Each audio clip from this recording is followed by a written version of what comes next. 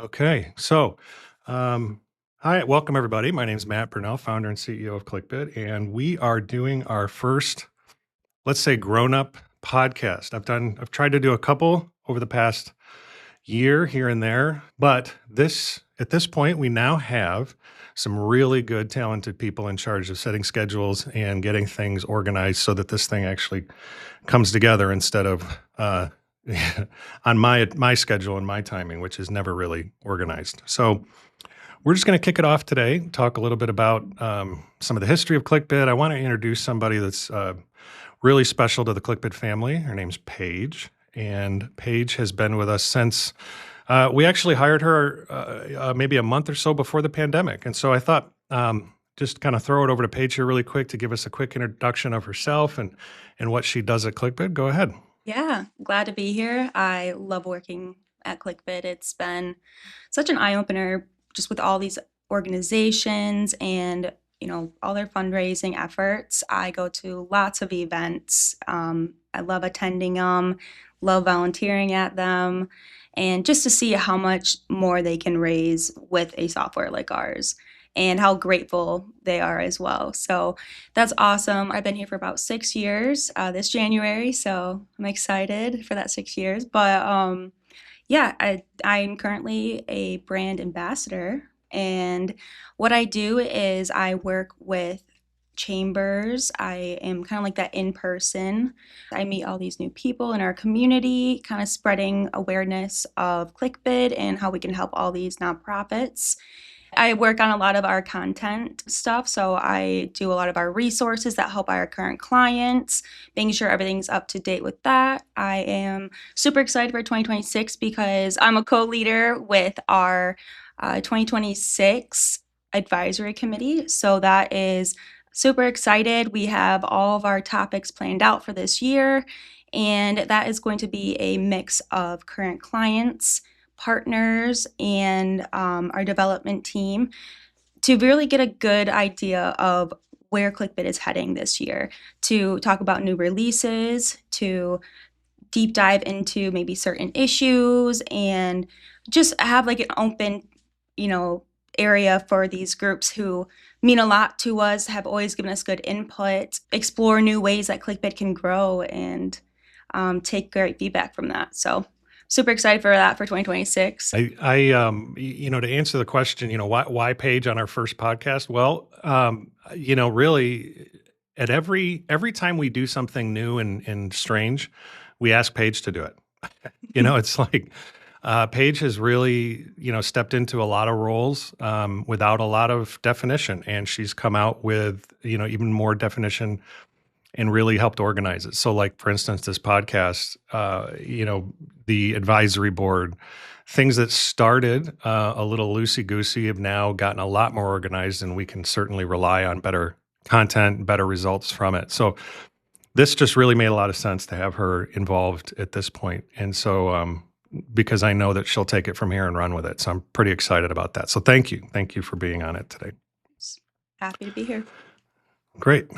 So let me kick things off. It wouldn't be a first podcast if we didn't do a little bit of rewinding back in history and talk a little bit about why ClickBid is even here and what we're doing and how we're, thinking about the future and some of those things that may relate, things that have happened in the past. For the two people who haven't heard me say this, who I'll pretty much tell anybody sitting next to on a plane or, in the dentist chair, I'll tell anybody the story. But, ClickBid was started back in 2002. We did our first event with a group called Hospice of Michigan, and they had a really cool event that they were planning, and they wanted to do something new and exciting and kind of break out of the norm, break out of the mold. And so we created an electronic auction. And so, back rewinding all the way back to 2002, Wi-Fi was barely a thing. Using your computer in public, like at a cafe or anything, coffee shop or library, those things didn't happen. So we took a paper auction that you would normally, write your name down, put stand in front of a bunch of people and block people out and fight over and that kind of thing. And we took it and we set up about 14 different workstations. Now, this is quite a bit different than it is today. Today, we pull out a smartphone and we just start bidding in a silent auction, or we raise a paddle. we watch a broadcast and those kind of things from our phone. But back then, we would set up these pedestals, a big CRT monitor, keyboard, mouse, CPU, and about 2 miles of Ethernet cable in this huge research facility in downtown Grand Rapids. And so I spent my night behind a pipe and drape, looking at a server, trying to make sure it didn't go down while we were doing the auction. And yeah, it was awesome. It really created some things that I didn't expect.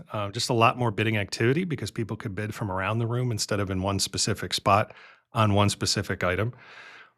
And so we really kind of created a new milestone in charity fundraising, specifically around events. And I won't go through all of my ClickBid stories because we don't have that kind of time. But what I thought I would do is I'd hit a few milestones. And so, because I think if you've been looking at the industry this year and even into next year, you're seeing a huge milestone with artificial intelligence and how that's changing everything. And so, the good news is this is not the first time something like this has happened.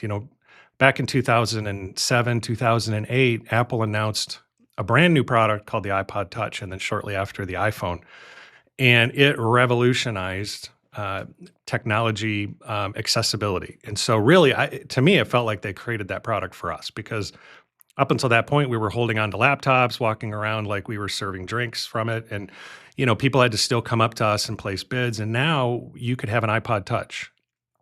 And so, that was a huge disruptor in the space. And how is that going to impact a nonprofit? Some of our competitors went out and bought hundreds of these devices and gave one to every single person that walked into the event. Because we were small, we were self-funded, we didn't have that resource available to us. So we actually brought a big old briefcase of maybe 30 or 40 devices, and we would give them out to people as they needed them. And then we would create concierge bidders. Well, it was a huge disruption because as the iPod Touch was coming out, people were also starting to use Blackberries and Windows phones and Palm Pilots and things that we haven't thought of in quite a few years. And then eventually the iPhone came out, and people would start to use their phones to place bids. And so a lot of that technology kind of went away. The iPod Touch, we didn't need those anymore. We relied on people to use their smartphones, and so we had to pivot. We all had to make adjustments in that. And then from that point. From 2008, things kind of carried along. We really stayed focused on our product, and so we were, one of the things that really sets us apart, I think, is that we have a lot of really talented people that are focused on event fundraising. We don't branch into donor management, CRMs, volunteer management, grant management, those kind of things. We really stay focused. Our team spends all of their time on event fundraising. And so, staying in that lane has really helped us deliver a high level of support. And that's the other thing that we've really stayed focused on is, having gone to so many events over the years, there's just nothing that replaces that human interaction. And so, being able to answer a question at 8:30 p.m. on a Saturday night when somebody just needs confirmation is critical. And, I'll have Paige talk a little bit about that, in a minute, but, that is something that we've never been able to, and we've never wanted to, frankly, that's probably the better way to say it, get rid of, because we need to be available, whether we're on site at an event or we are picking up the phone on a Saturday night at 10 p.m., Pacific time, answering a question about whether or not we should or shouldn't do something, in this event, just to help them through it. I call them those diving catches, those last minute questions that you don't want to get a 5-paragraph AI response. You just want somebody to tell you, yep, you can do that. That's fine. We're going to be good. And so now that really was what we focused on from the early days of ClickBid all the way to, this huge milestone that hit us in 2020, which was COVID. And I remember the day. It was early March. I think it was like a Tuesday, when everything just started to fall off a cliff and people were staying home and they were canceling events. And what started out as a few events eventually just turned into every single event. And like we said earlier, Paige started about a month or two before that. So, my job during the pandemic was to put my head down and start writing code because I'm a builder founder. I built the original ClickBid, and so I got doing what I needed to do, which was build some software that let us broadcast events instead of being in person. We could actually make those events available through real time, no delay video. And so we propped up a product really fast to make that happen. But while my head was down, Paige was busy helping nonprofits directly, trying to figure out what was next. And so what I thought, I wanted to ask you, Paige, was, what did that look like from the nonprofits perspective, when we got into 2020 and these things were happening all of a sudden and it was just chaos, what were some of the things that you were working on and doing through that situation? Yeah, absolutely. So I initially actually started out here in chat. That was my first job. And just being a month in, the pandemic hitting, I remember that too. It was, you know, just like the craziest thing. We didn't, no one, everything was unsure at the time. Chatting back and forth with clients, some that had events like those couple weeks, they had to put them on pause, cancel. So, they just wanted to figure out just simple things like, okay, let's just reschedule this, maybe push back our auction time. So those were pretty simple. But then it got into, 3, 4, 6 months later, where we have clients who are reaching out really struggling and they're like, what other ways can we use ClickBid to be able to, fundraise still? We still need these funds coming in, even though we can't be and gather together at an event. And so that's where I think Matt's going to take this. And with his awesome skills, we were able to really help out so many nonprofits. I mean, at the time, he was creating a tool for them to use, but we also, ClickBid, we just cared so much about these nonprofits that we were offering licenses to groups because we knew they couldn't, afford to pay for any license pricing at the time just because everyone was struggling. So we still wanted them to be able to use our platform and be able to raise those funds and stay afloat while they can. So there was so much going on and we tried our best to help. And I think that ClickBid really was super generous to so many nonprofits who were so grateful during that period just to have these tools to be able to continuously stay afloat and do the good things that they do for the communities. Yeah, so flattery will get you everywhere, Paige. Uh, you know, the it was craziness, to have to pivot so quickly. I remember thinking the year before we had a really bad snowstorm that year before, and I thought, man, our son missed, I think, 2 weeks of school in a row, and it had never happened before, and so that year I thought, man, at least next year it's not going to be that bad. And then it was COVID, and we all started. Everybody finished their whole school year at home with remote school, and so everybody had to make changes. And so it's one thing to put your head down and just start writing code and living in that world. But there's another thing for, Paige and the rest of the team to actually try and help nonprofits understand and rationalize what this technology was going to do, because it was really untested. I mean, we were just saying, hey, let's throw out a live broadcast so that you can, like we're doing here in this podcast, we can sit at a desk and we can run an entire event from a desk. And that was just really strange. Even today, that would probably still feel pretty strange to run an event from a desk, but it was possible. It worked out really well. We got very fortunate with the technology that we worked with. We actually had some partners of ours, the Murad auction group. They helped us, kind of test it and bring it to life so that it could actually be something that was productive and beneficial to nonprofits. I think we're dealing with this AI revolution. And what are the similarities to back then? We're being thrust into some of these things that we don't fully understand. A lot like COVID, we're being pushed into changing our giving patterns and the way we do things, and everything is AI powered now. What's the future going to look like? And I think it is a little bit scary. I think we're not really sure what's going to happen. But the positive point that I bring from COVID to today is we've been here before and we've made it through before, and we're gonna make it through again, and we're gonna find ways to use the technology to do things we didn't know were possible. And so, the rest of what I want to talk about is I want to, again, with Paige's help, I want to talk a little bit about the technology and then have Paige kind of bring around a lot of this, what's it really look like in the world? Because she's out of all of us, I mean, I think Paige really spends a lot of time in every little area of the company, from customer facing to literally donor facing, standing at an event, checking people in, checking people out, seeing what the account management team is doing for support.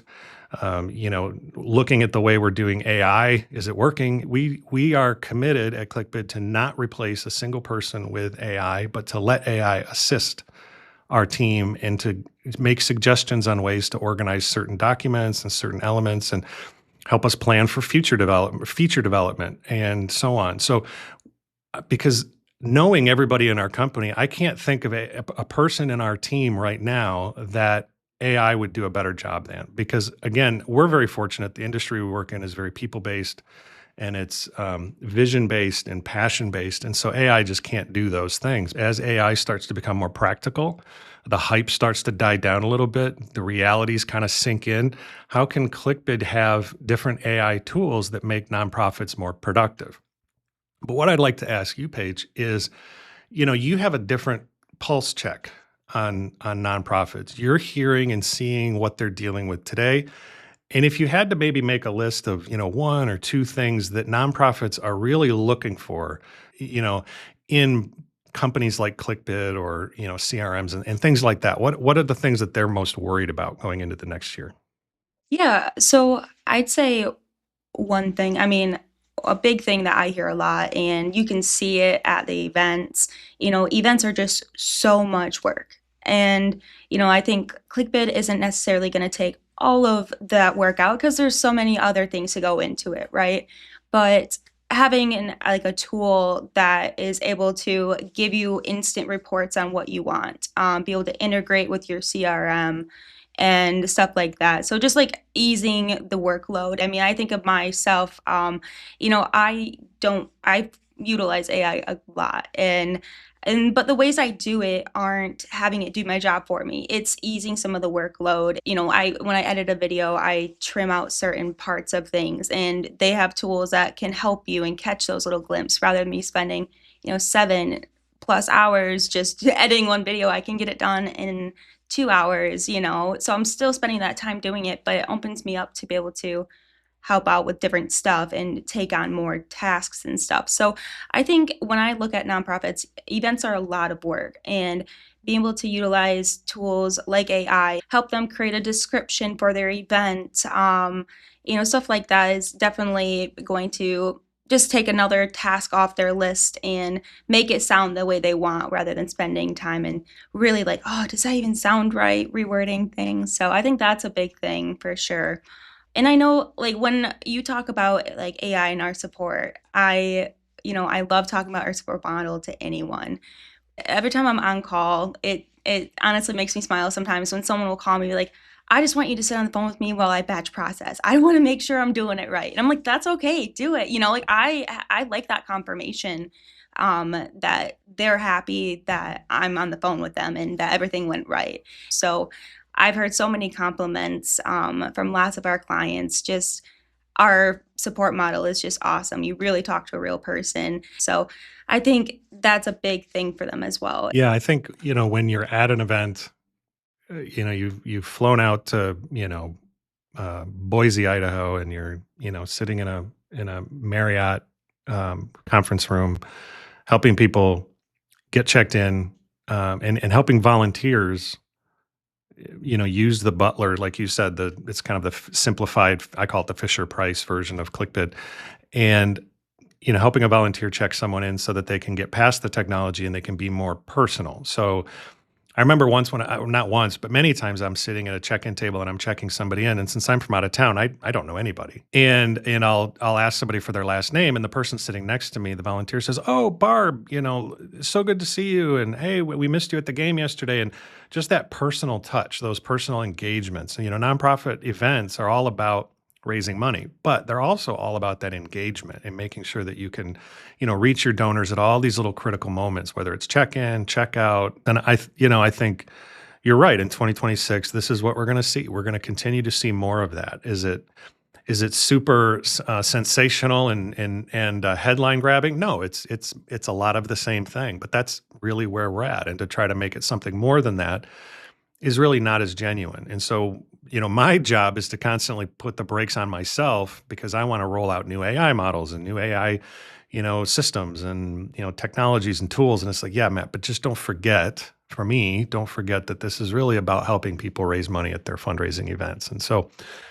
yeah, so that's really where we're at the end of the year. And so what we're planning for next year is a lot more of these little discussions, bringing in people from either inside ClickBid, so you can meet more people that are talented like Paige and do things that are just really very, whether it's writing code, supporting nonprofits, giving capabilities to help nonprofits make decisions on the right software platform and testing and debugging software. But we'll also bring in, our goal is to bring in people from outside of the industry, nonprofits that use fundraising technology and nonprofits that have early adopted AI into their nonprofits. And what does that look like? So we're really excited. And I'm really confident because I know I'm not in charge of it. Yeah. Paige and some of our staff internally are in charge of it. So that's great. And we hope you join us, on some of these, and we hope you find some really valuable information and some confidence going into 2026 and even after. So thank you very much. Hope you guys have a great rest of your day.